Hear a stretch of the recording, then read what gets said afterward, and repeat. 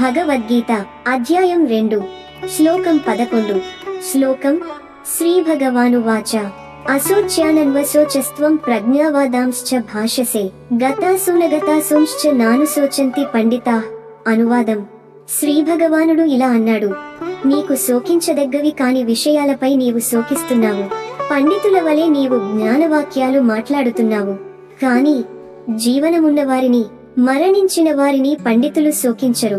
భావార్థం: ఇది భగవద్గీతలో శ్రీకృష్ణుడి మొదటి తాత్విక బోధ. ఇక్కడ శ్రీకృష్ణుడు స్పష్టం చేస్తాడు, శరీరానికి సంబంధించిన జనన మరణాలు పండితుని దృష్టిలో శోకానికి పాత్రమవు కాదు. అసలు జ్ఞానమేమిటి? శాశ్వతమైన ఆత్మ జ్ఞానం. శరీరం మారిపోయే వస్తువు.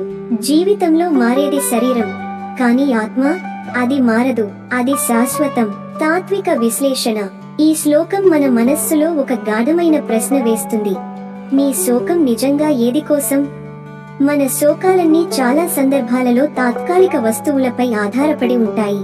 శరీరానికి సంబంధించిన బంధాలు, కోరికలు, తప్పిపోవడాలు. కాని పండితులు, అంటే ఆత్మ జ్ఞానాన్ని తెలుసుకున్నవారు, జనన మరణాన్ని పరిమితిగా చూడరు. అందుకే వారు శాశ్వత దృష్టితో శాంతంగా ఉండగలరు. సమాప్తి: ఈ శ్లోకంతో భగవద్గీత అసలైన గంభీరతను ప్రవేశపెడుతుంది. శోకంతో నిండిన మన హృదయాల్లో శ్రీకృష్ణుడు జ్ఞానదీపం వెలిగించడానికి మొదలు పెడతాడు.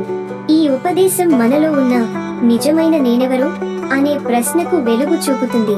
జ్ఞానం మొదలయ్యే మొదటి మెట్టు అశాశ్వతం అర్థం చేసుకోవడం.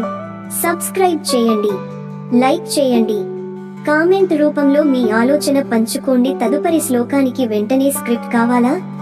కామెంట్ చేయండి. ధన్యవాదములు. జై శ్రీకృష్ణ.